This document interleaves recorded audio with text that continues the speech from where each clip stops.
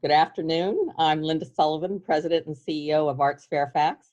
I want to thank everyone for joining us today as we discuss what's next for the arts and how to plan for it. We are thrilled to have so many participants with us today and hope that you all are staying safe and healthy. In this time of pandemic and quarantine and fear, many have turned to the arts to lift their spirits and provide a sense of normalcy and community. It is through the arts that we are reminded of our creativity and our resiliency. But what will our future look like? Will we get back to normal, or will normal change? And how do we change? Not just survive, but thrive. We have two outstanding speakers with us today: Ann Corbett, Principal of Building Creative, and Mary Robinson, President and Founder of Capacity Partners, who are here to share their knowledge and insights and answer your questions. Before we begin, I'd like to ask Danielle Stobie, our Education Services Manager, to provide some logistical guidelines. Great, thank you so much, Linda. So one thing I did want to go through, we have a lot of people who have joined the meeting, which we're very excited about. I just want to make sure that everyone make sure that their video is turned off and that they're muted. We'll have time later when we're participating in questions to be able to unmute yourselves. So our guest speakers will speak for 10 minutes each. And as I said before, we'll have time at the end of the presentation for questions. At that time, if you'd like to ask a question, please use the raise your hand feature and I will unmute you so you're able to ask your question. If you do not wish to speak, you can also type questions in the chat box with the name of your organization, where I will monitor and ask them for you. And we'll also be reading the questions that you submitted ahead of time, and we thank you for doing that. If you're having any technical difficulties, you can email our Director of Advocacy and Public Information, Dana Stewart, at dstewart@artsfairfax.org with your phone number, and I'll also be including that in the chat.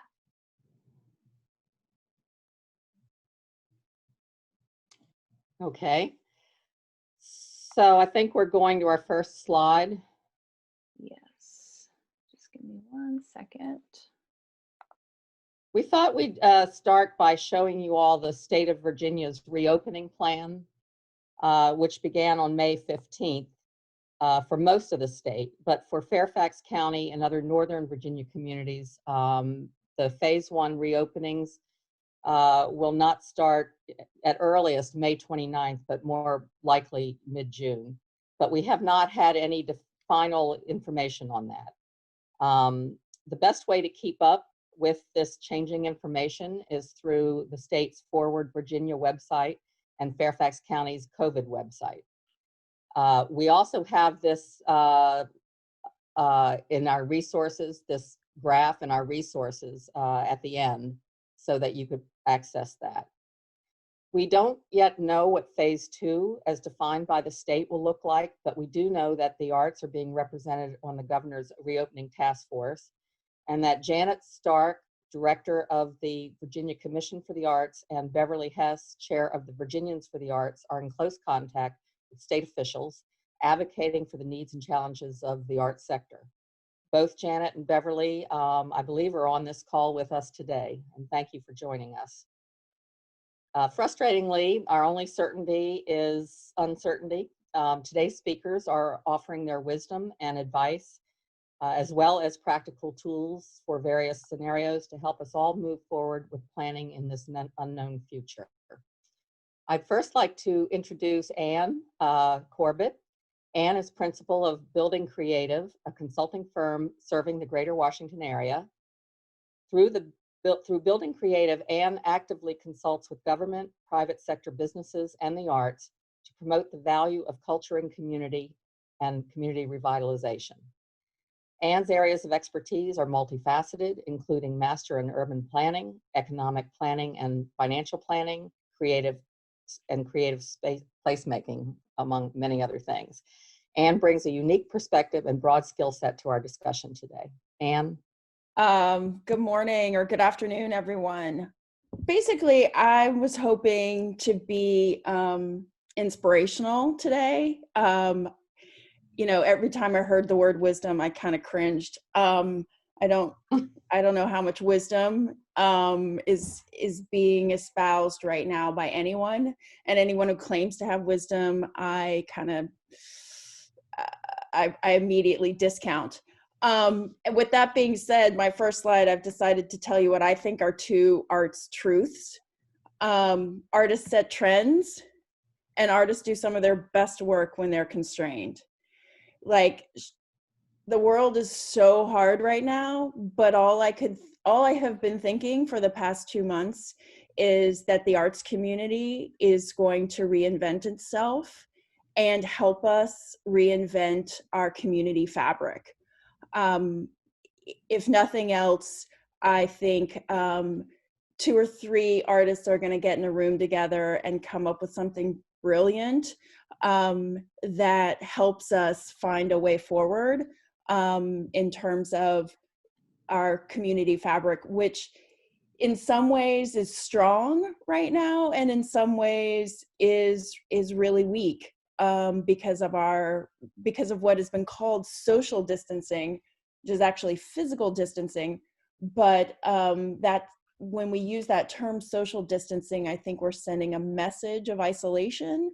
And frankly, I see the arts and cultural communities calling is to rebuild that sense of social connection, not distance. So that being said, I think there's 2 things that the arts community can do right now. Well, there's 2 situations. There's social isolation, and it's artists' role in the world, I think, to spark joy during isolation. And I think I'm seeing that already. So many ways that arts organizations are continuing to communicate and develop audiences despite physical isolation. I think the other thing that in the next phase is to create safe social opportunities to rebuild community fabric once the world reopens. What can we do? How can we reposition our products so that people can get access to them in a way that keeps public health first? So again, to me, there's sort of two phases going on right now. When we're still isolated, what's possible? I'm seeing lots and lots of great messages of inspiration that people clearly need. I, as a parent, find myself craving inspiration in managing my children and their homeschooling, and as well as inspiration in connecting socially. Obviously, we're seeing a lot of online programming.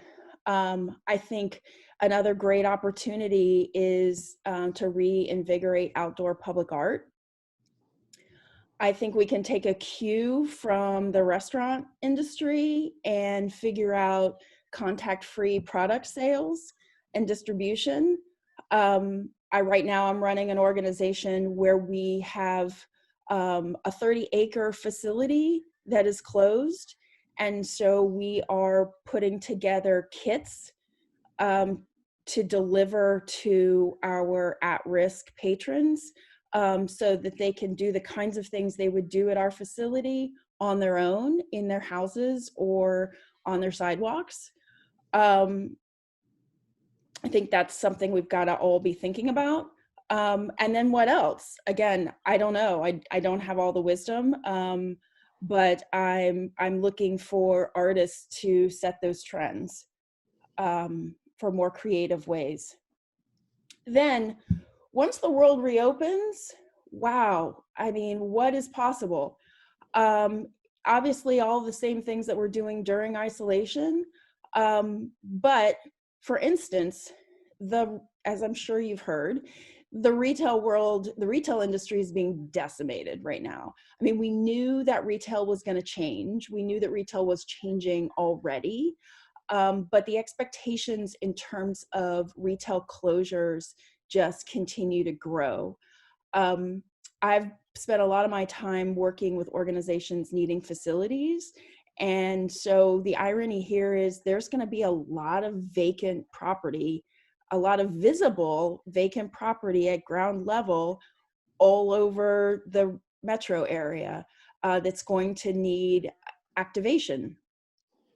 So I think that the opportunities for temporary activation, even permanent affordable leases, is gonna really open up for arts organizations. The other thing I think is that we can work towards safe yet intimate programming.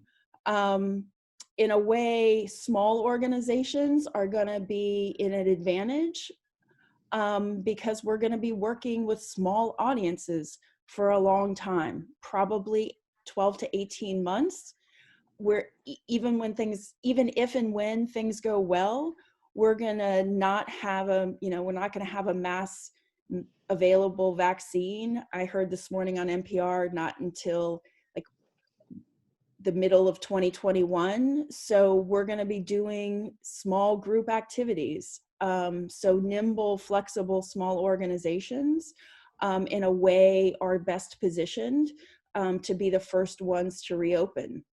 People aren't going to sit in theaters of 800 people for a really long time, unfortunately.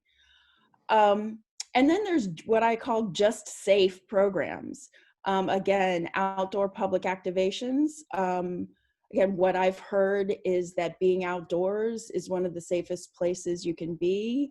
So how can we bring art outside even more than we already do?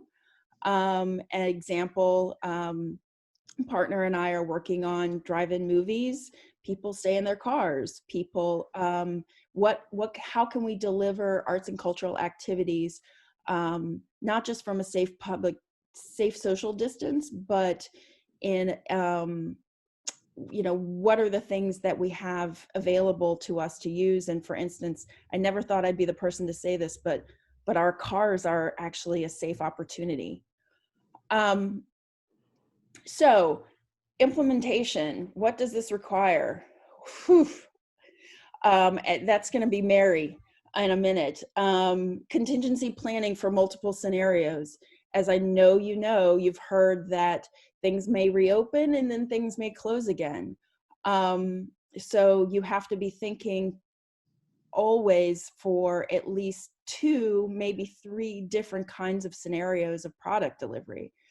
The term I heard in a great story on the retail industry is omni-channel communication and product distribution. What does that mean? Omni-channel means you're using social media, you're using brick and mortar, and everything in between. So the retailers that are doing well right now are the retailers that are distributing things via multiple channels.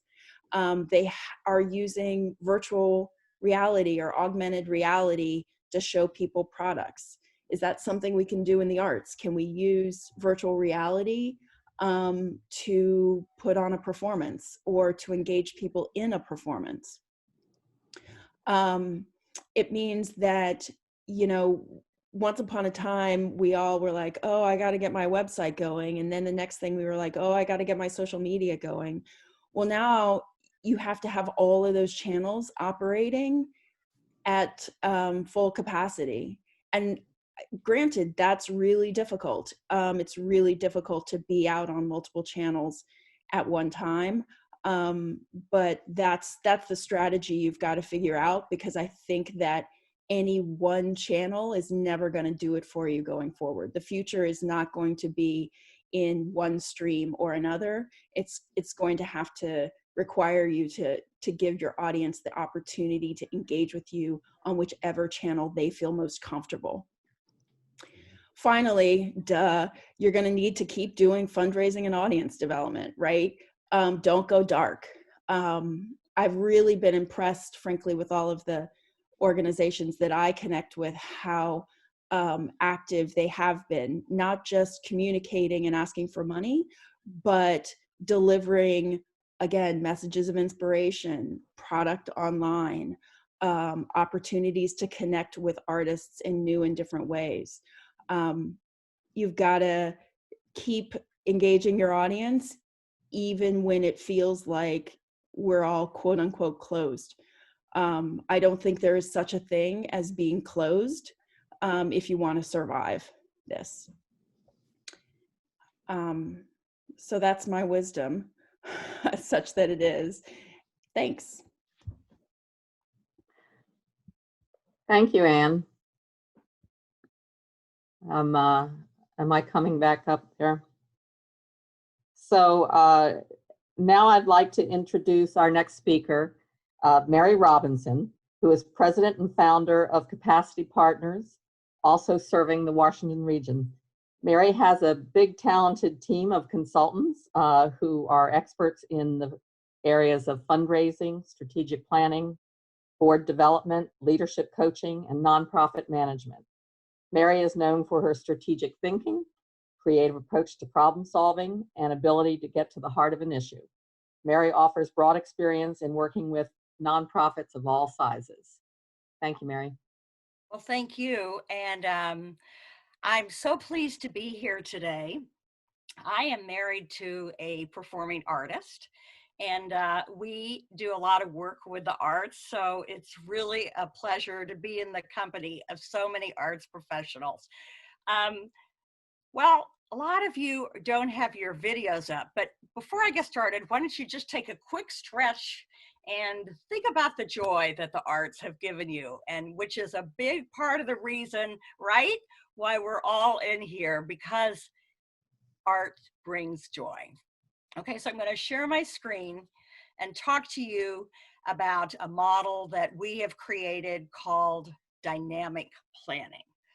So, you know, planning is essential for every organization, and many of you probably already have your strategic plan that is working for you. But because of COVID-19, your normal ways of planning really won't work. So if you look at this slide over on the left, this is the very sequential outline of typical strategic planning, where you create your foundation, being your mission vision, the current situation, analyzing trends in the arts, trends in the external environment, and then your strategic direction. Where are you going? How are you going to get there? What's happened in the last 2 to 3 months is a dramatic shift in the current situation, as we know. And what has happened is it has caused us to start a different kind of planning, a very fluid, where we're simultaneously tracking external changes, assessing the impact of those internally, and then updating the plans. And I must say that there's probably no industry in the nonprofit world that has been affected quite the way the arts have. As you know, the average earned revenue for an arts organization is 60%. Some of you are more, some of you are less. But because of that, a lot of you have just lost that 60% overnight. So how can you plan for that? Because clearly the planning is important. We've developed 4 stages of dynamic planning. The first, which many of you have already been in, that's the crisis response stage. And that's where you quickly made plans to have staff at home, to go online virtually. And then I think we've been in this stage 2 for quite some time, monitoring, where you've been adjusting your response plans and creating multiple response plans. Interestingly enough, one group we've worked with initially pulled back on their fundraising, but has since decided to move ahead with their fundraising. So then point 3, which is what I want to focus on today, is when at some point we realize that this situation we're in is going to cause us to be different when we get to the other side. So this is what we call the planning ahead stage. And we're recommending that you create plans for 3, 6, and 12 months. And that's what we're calling a dynamic plan, similar to a strategic plan, but different. I'll talk more about that in just a second.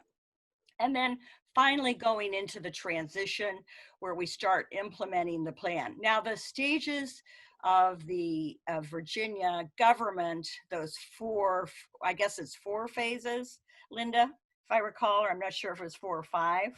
So those would kind of fit into this world. They've done their own dynamic planning and have laid out a series of phases, which will impact your phases.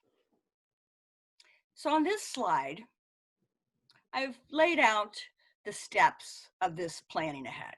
Because people have said to us, well, how do you do this? So I want to say that in truth, to echo Anne's comments about wisdom, we certainly don't have all the answers. And we know, and this is a hard fact, but it's true, that 20 to 25% of nonprofits may not make it through this. However, by using this dynamic planning process, we think that your chances of being one of the 80% who do are much more likely. So first of all, thinking about how this is different from normal strategic planning, the time frame is different. It's much more rapid. And in setting your plans, and probably initially starting with a smaller group, not the whole board, a huge strategic planning committee. I recommend 5 individuals who come together to move this process ahead. So then secondly, affirming your mission, because it all comes down to what is your mission and how can you want to stay true to your mission. This is maybe time to change your strategies, but not the core mission of whom you exist to serve. And then assessing your key strengths and weaknesses. Now, this is not a full SWOT analysis like some of you have done before, but it's looking at, in the midst of all of this turmoil, what are those strengths that you bring to bear still now? And what are some of the key weaknesses? And there are strengths. I mean, one of the things that our team has been talking about this, particularly vis-a-vis the arts. And in a way, there's an opportunity of leveling the playing field, because groups that before didn't perhaps have enough space to reach their audience, now by using virtual techniques are able to. So that's a strength and an opportunity. Weaknesses, I think one of the primary weaknesses, not the only one, but is of course financial, and the limits on the ability to get back in front of people. So how do we handle this? We then conduct scenario planning. And I think if you look at the literature, a lot of people are talking about scenario planning. So what is it? It starts with setting a hypothesis for what you think is going to happen, creating multiple solutions for that hypothesis, deciding what's best, and preparing to enact it. In this case, I think we would suggest that you look at each of the phases and develop some hypotheses as to when, I'm talking now about the Virginia phases, some hypotheses about when these are actually going to happen and how they're going to affect you. So for example, if you have 2 to 3 months of reserves and you've spent your PPP funds, that's going to be a very different situation. And you, let's say, are highly dependent on earned revenue. That's going to be one scenario. We also suggest that you look far ahead. Some of you have advantageous contracts. Some of you receive a lot of government funding. Where is that going to be 12 to 18 months from now? We're hearing signs that the fiscal year 22, there's going to be more impact. So what this means is that for some of you, you will just adapt your business model slightly And I think Anne gave, I mean, just so many ideas on how that can be done. And others will need to dramatically reinvent the business model. So that's the kind of decisions that you're going to have to make. And then together, all those, you define the strategic plan. Now, we have created a series of worksheets, which we'll be glad to send out to you if you're interested, for each stage: the crisis response, monitoring, planning ahead, and then finally is transition.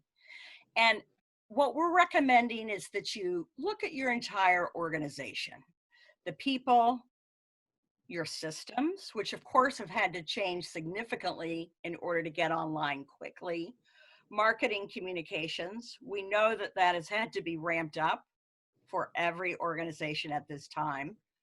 Fundraising, we could talk a lot more about that, but basically there are many organizations who are doing amazing things and actually improving their fundraising at this time. So looking at finances, which is the bottom line that will affect the future, and of course your programs, which is why you're here, within the context of your culture. So this is how we think of your organization, each stage, creating a plan for each. So at this point, I thought I would like to do just a quick poll of sorts, not using the regular poll function, but I think we're going to go back into the group session and to ask, which stage are you at? Some of you may still be in that initial crisis response, or moving into this multiple response plans. How many of you are actually planning ahead? Probably premature for anybody to be transitioning to the final, because we're not there yet. So Danielle? Yes, so I've gone ahead and I added the question to the chat. So, you know, you can type your answers in the chat. Mary, do you want to wait for those answers, or? Well, we could just kind of, it'd be interesting for just a moment to see them. I'm just looking, read what I see coming up. We've got stage 2, 1 and 2, somebody starting to plan ahead, which is great. 1.5. So a lot of people are, you guys, just from what I'm seeing, okay, now I'm seeing more people who are in stage 3 and planning ahead. So you're all over the place. Because it's coming in with the chat, we can't really do percentages, but what we're definitely seeing is people moving ahead for sure. Great.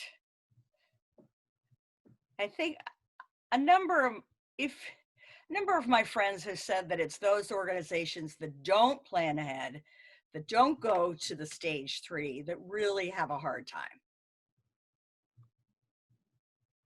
Great. A lot of people coming in. Looks like a lot of great thinking is going on.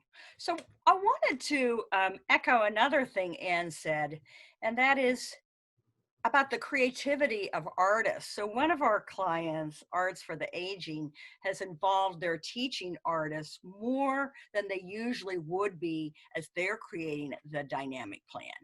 And instead of the administrators kind of trying to come up with all these solutions, they've thrown it out to their teaching artists, who have come up with some amazing and really interesting ways to deliver the programs. So that's another opportunity that you guys have, is the creativity of everybody who's involved with your organization. Mary, what if I feel scared and stuck in whatever stage I'm in and I'm afraid to pull the trigger? I mean, I feel that myself, frankly, stuck in stage 2 with with the primary organization I run, and it feels like jumping off a cliff. To reinvent myself and start doing business in a new way. Well, certainly, I think that fear is something that all of us have, and we've certainly experienced it. Other people have. You know, when you look at history, one finds, if you even just look at art forms, how they have changed over the centuries, over the years. So change in and of itself can bring new and wonderful things. And so I would suggest that as scary as it is, that we consider, I mean, just look at what's happening right now with this Zoom video. You know, it has helped us to connect in new ways that we never imagined possible. You know, 100 years ago, people weren't listening to choral groups on recordings. So in fact, I've seen silver linings in this whole pandemic at every corner.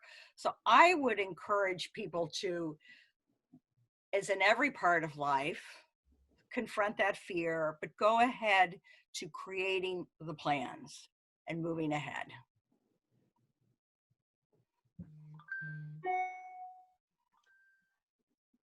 Okay. Okay. I think we need to sort of move ahead with questions. That was wonderful, Mary and Anne. Thank you. I know that both of them could probably provide a semester's worth of content, but we are here to answer questions of our participants as well. So let's dive into that portion. Danielle, you want to, you've been looking at the questions. You want to throw the first questions out? Sure. So, yeah, thank you again, Anne and Mary. And again, for those who didn't hear my little spiel earlier, if you have a question that you'd like to ask yourself, use the raise your hand feature and I will unmute you. Or you can type your questions in the chat and I'm happy to say those for you. I'm going to start the question off to you, Linda. That we saw a lot throughout the registration questions. What is Arts Fairfax and Fairfax County doing to help organizations in the community? As much as we can is the answer. Actually, we are announcing at the beginning of next week a emergency relief and recovery fund, application fund for arts organizations and artists.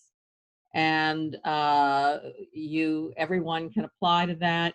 Even if you're getting general operating support, you can apply for both. So that money is still the county's money. We were lucky to, in this pandemic, get a flat budget from the county. Prior to COVID-19, we actually were hoping to see a really big bump that was proposed by the county exec. That went down the drain with COVID, but it's a good sign. It's a good sign that the county wants to invest in the arts and see that come along. So we are thankful that we're taken down to just a flat budget. So we hope everybody on this call will apply for those ERR funds. This pandemic caught us in the middle of improving our website. We've heard loud and clear from everybody that our website is a little too difficult. So Dana Stewart on our staff is working on making that whole calendar function and the whole website a lot easier for you to use and to promote your programs and link to you and be in the directory. So that's coming along. We too are pivoting and doing more webinars and Zoom meetings, and we'll continue to do that. And we also, of course, very early on put up a COVID resources page on our website, which I hope everybody is checking for updates.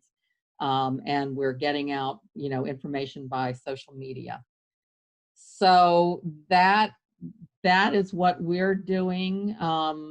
We anticipate continuing to serve everybody with information and funding as much as we can, and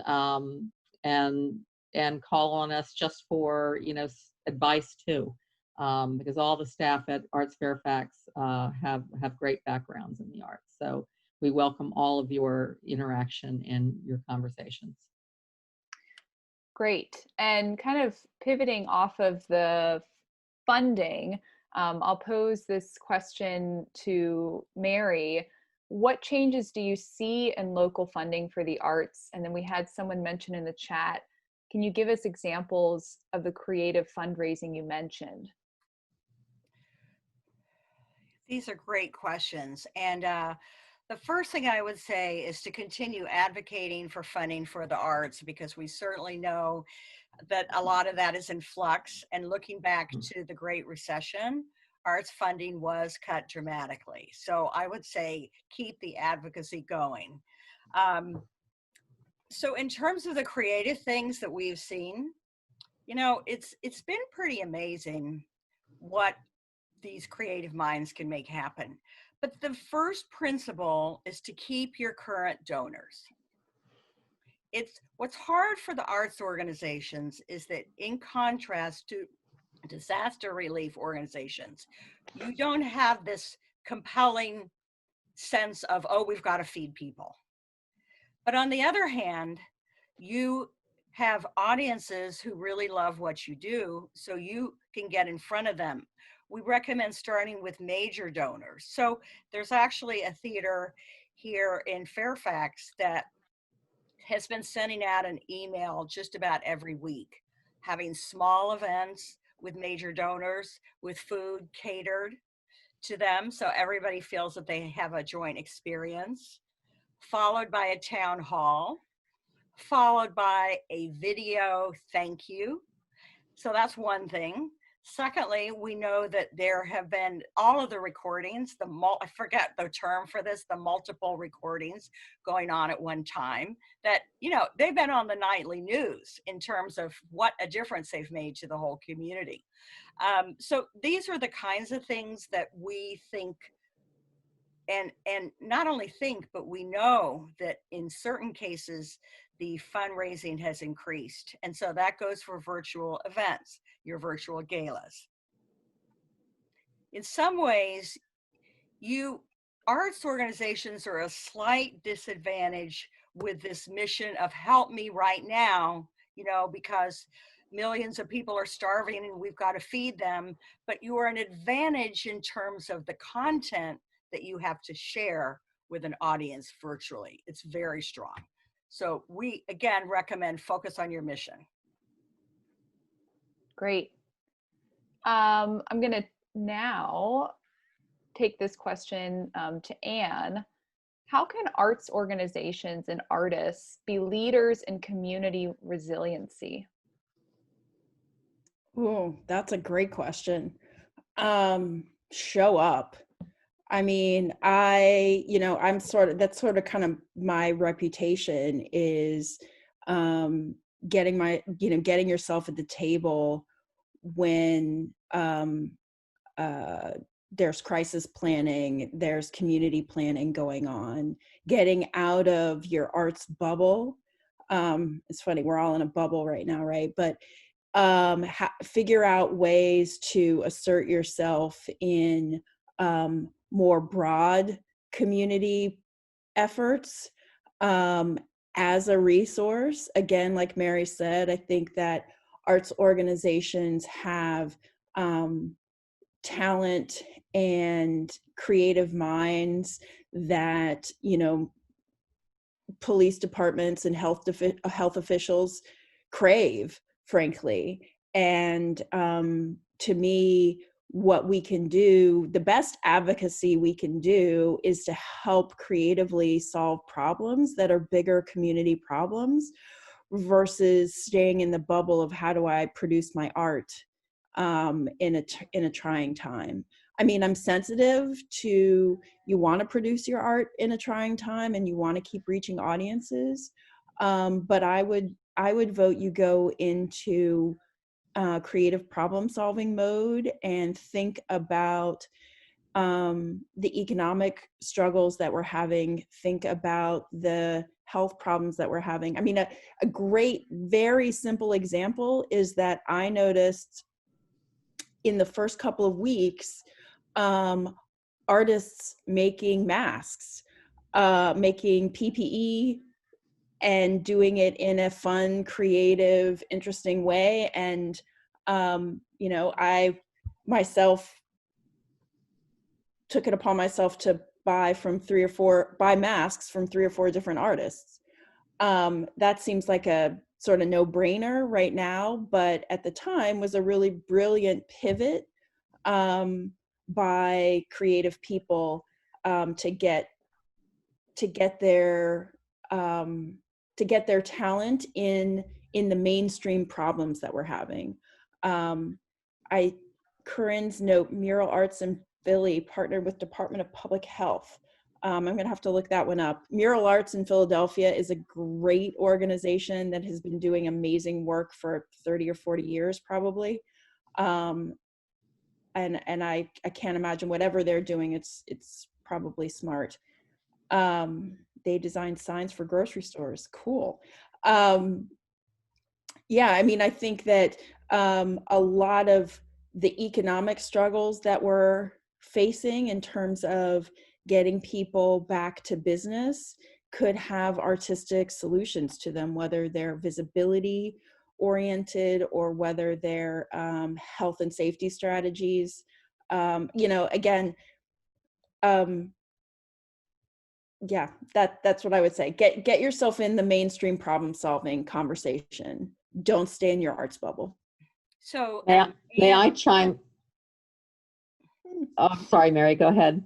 well, I was just going to read this great note from John Gann, this opportunity to partner with real estate holders to use excess parking lot areas, empty storefronts, and even in-store areas for certain events, because that's what I've been thinking about. We know the outdoors is one of the safest areas. And I was looking at a research from Shugo Research about the likelihood of visiting certain places. Public parks are at the top, zoos, public beaches, aquariums, and at the very bottom are movie theaters, concert halls, community pools. So the more that you can get linked in with those, absolutely, then there's an opportunity to make a difference. Yeah, right now, I mean, I'm a cyclist, so I'm spending a lot of time on my bike on bike trails. And bike trail usage right now is up like 500% or something crazy. So there's, just so you know, there's huge visibility opportunity if you figure out how to put your messages, get out with washable paint and chalk on bike trails to market what you're doing, because there's literally thousands of people every day on the bike trails right now, walking, scootering, biking, you name it. So I wanted to chime in.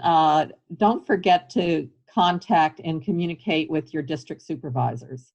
Not just letting them know what kind of challenge you're facing and the problems you have, but asking them how you can help connect to the constituents in the district. They may have needs, they may have ideas, and they certainly will appreciate your desire to help community. If nothing else, let them know what you're doing, but please, we are trying to keep the supervisors in the county apprised of things that are going on. We testified, back in April, but I want to encourage all of you to make sure you've got a good relationship and you're communicating with your district supervisor. One of the, Oh. I was just going to throw another. So one of the things that I did recently was call the food banks, and I had a great conversation with Bread for the City the other day about how we could put I said, I have staff that I'm paying that don't have anything to do. And so we're talking about me putting my staff in their volunteer pool to pack grocery bags and bring with it creative surprises to put in grocery bags. so that we can get, because recreational and creative tools for kids out to kids in need, and find a whole new audience that way. That's a really brilliant idea. And yeah, I'm working with a client right now that's planning a major outreach to low-income children around reading. But this has given me an idea, Anne, that I'm going to pass on to them. And that's like, how can we, bring the two sectors together in a synergistic way? Cool. Great. And I know I got a message from Janet Stark about some additional resources. So Janet, if you want to speak on about that. Sure. I just wanted to piggyback on what some of the others had shared and give a few examples from what we're seeing in other areas of the state of, again, that creative solution making. One that's really interesting, you mentioned drive-ins at the beginning, and we are actually working to help Barter Theater out in Abingdon, Virginia, whose associate producing artistic director had found an old abandoned drive-in theater in town, tracked down the owner, have gotten corporate backing for one of their major corporations out there to help renovate it and get it to an element to, basically they're looking to present drive-in theater. They're looking to pilot by the end of June. And she's working with an epidemiologist from Tennessee and from Virginia to account for all the necessary precautions for both patron and actors, but looking at things like doing one acts so that they're shorter. People don't have to be encouraged to go to the bathroom as much. Linking, possibly having plexiglass on the stage between, obviously we're talking smaller ensembles of actors.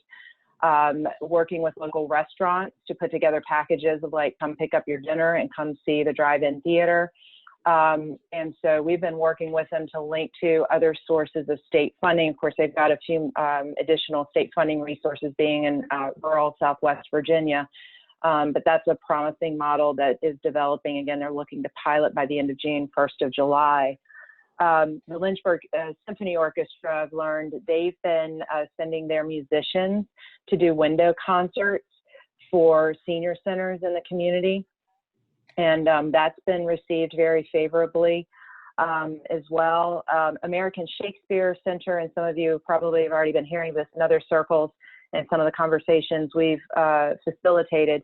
They're seeing some success in still the virtual programming and tying fee structures to it. And people are, paying for the services. Similarly, I think Cinetic was seeing some success with that too.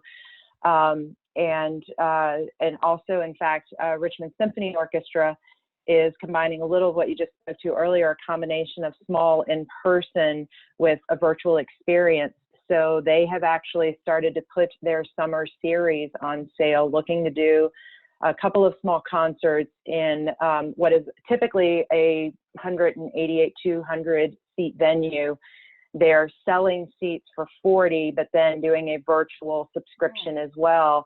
And they've already sold about 20 tickets a piece for each of those. So looking to sort of plan for that.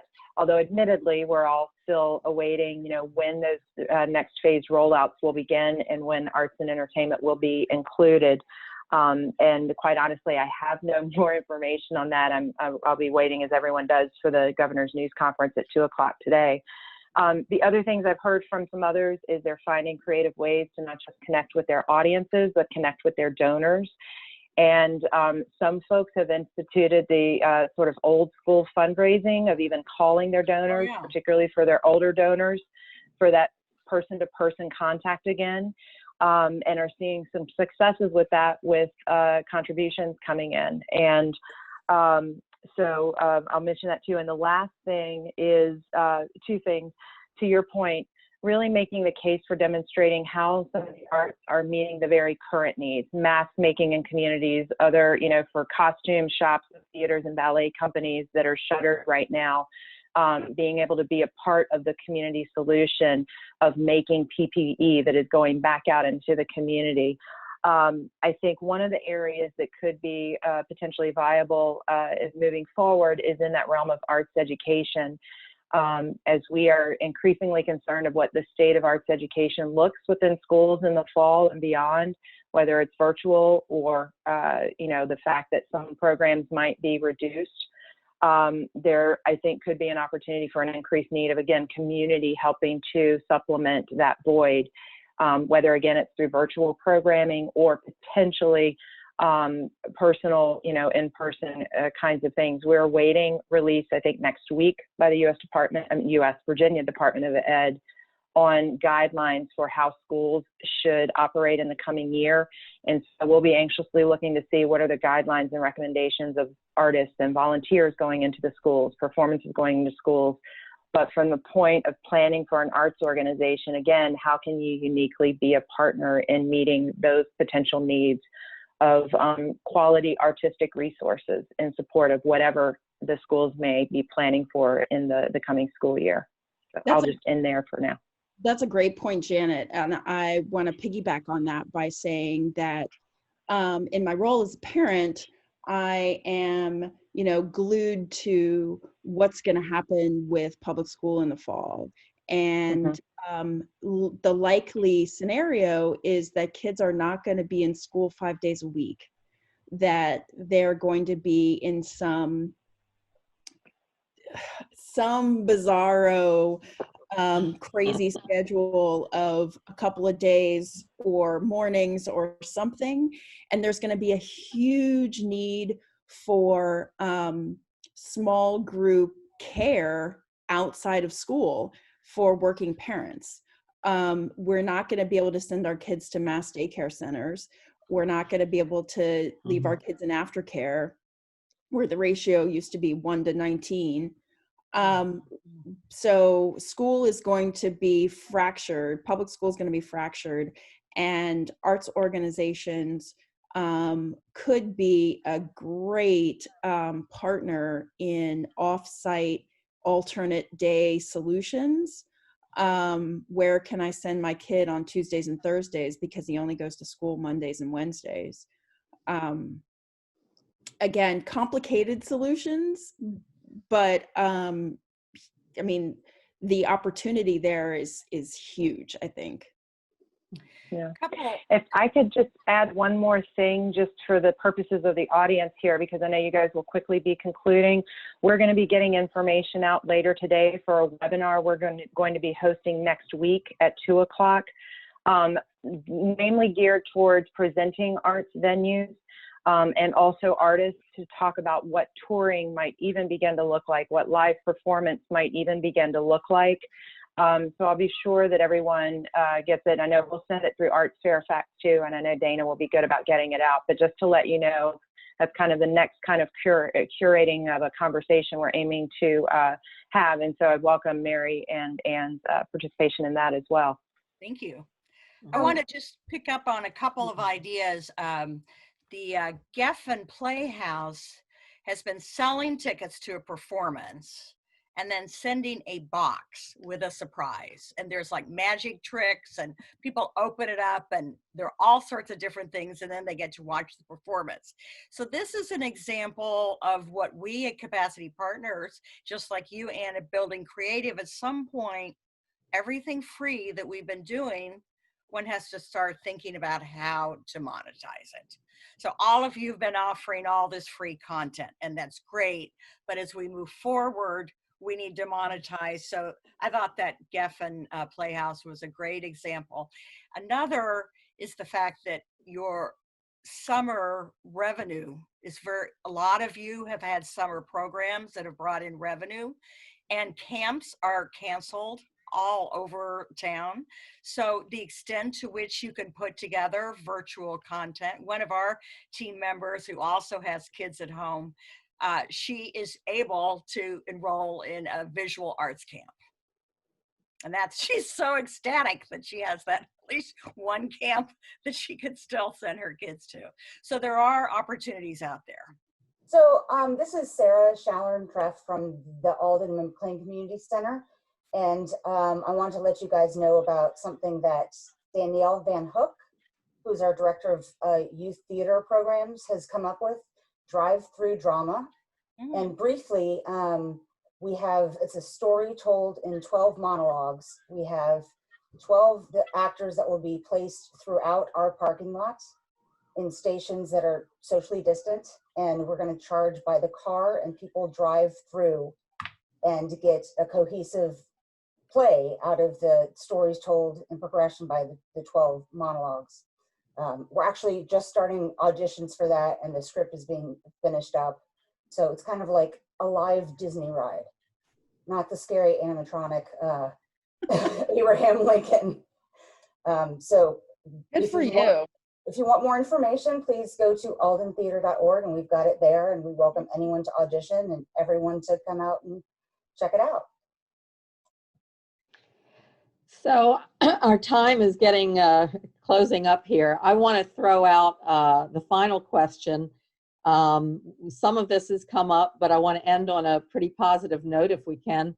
What are some of the silver linings coming out of this? What are we finding that, as Mary said, we're being creative, Anna said, we're looking for out of the box, so what's going to be beneficial to you as an organization as a result of this challenging period?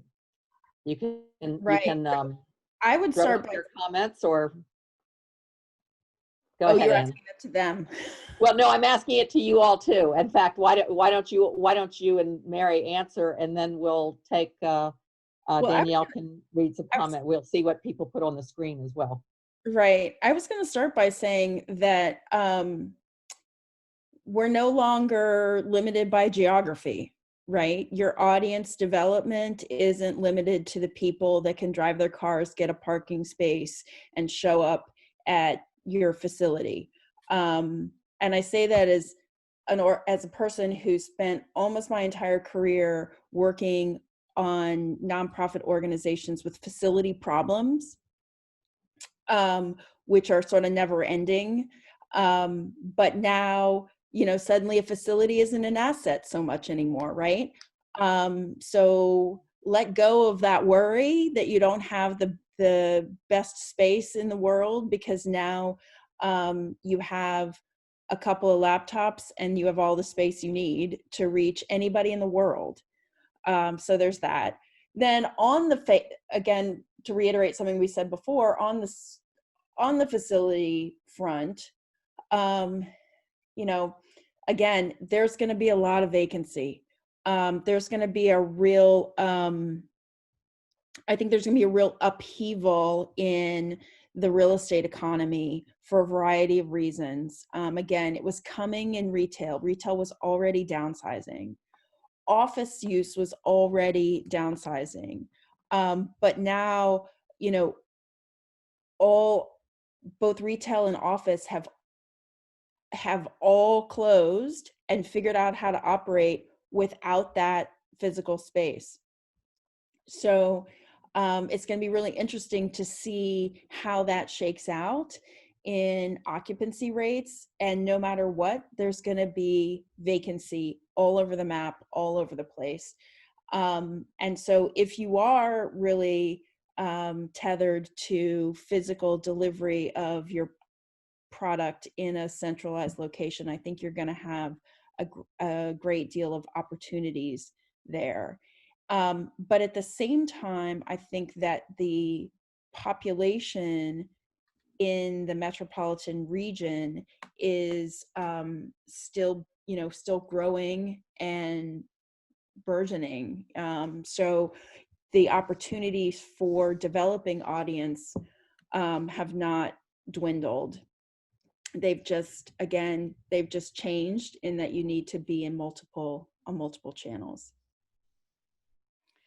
So I guess for me, it comes down to the perhaps global realization that the arts really matter. And I've been reading these comments that have been coming in through the chat. And so I think we just have one here that the appreciation of the arts by our people all over the world. People are realizing the healing nature of the arts in times of crisis. And I think one of the very first things we saw was in Italy when all the people just burst into songs out on their balcony, and that was played all over. So I think this is an opportunity to tell that story. And I'm just repeating what has already been said and then connect that with the community issues. So it actually could be a renaissance for the arts at the end of the day. Well, that reminds me, your comment earlier, Mary, about calling donors. Mm-hmm. I can't reinforce calling donors enough, because think about it.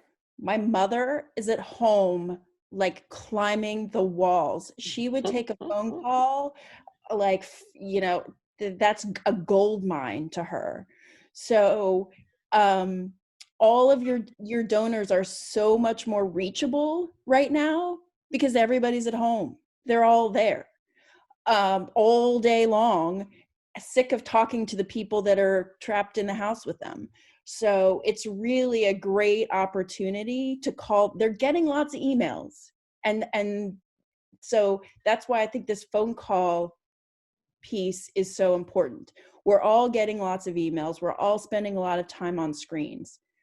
Pick up the phone and ask how they're doing, and then they'll ask you, and you'll get the chance to reconnect in a way that you probably haven't been able to in years, because they're so available to you in a way that they normally are not. That is good advice. And I think we need to wrap this up. I hope everyone will give a virtual applause to Mary and Ann, and a big thank you. I want to give a big thank you to Danielle for managing a great session today. And we give you all a huge thank you for, you know, doing what you do. You're on the front line of preserving arts and culture, and we thank you so much for hanging in Sharing there all the and ideas. Yeah, thank you. yeah. Really So stay safe. Don't forget to check our resources page and the links we can provide. Mary and Ann, again, thank you so much. You all were great, and thank everyone who's been on the call. Yeah, so thank you, everyone. And I want to say just a few more things before we get off. We do have this resources page, which I'll be sharing with everyone, and we'll also be providing some of these links on our website. And all the presentation materials will also be shared with you. If you haven't connected with Arts Fairfax online, please follow us now. You can tag us at Arts Fairfax or use our hashtag Arts Fairfax, to really spread the word. Our next workshop is going to be called Tools of the Trade, and it will be the last in our Work Smart Marketing workshop series. And this is going to continue the conversation about social media marketing and how to grow audience and create engagement with hands-on activities and practice. Details for registration are going to be shared on our website. And thank you, everyone, for a really great discussion. Thank you to Anne, Mary, and Linda. And stay safe, everyone.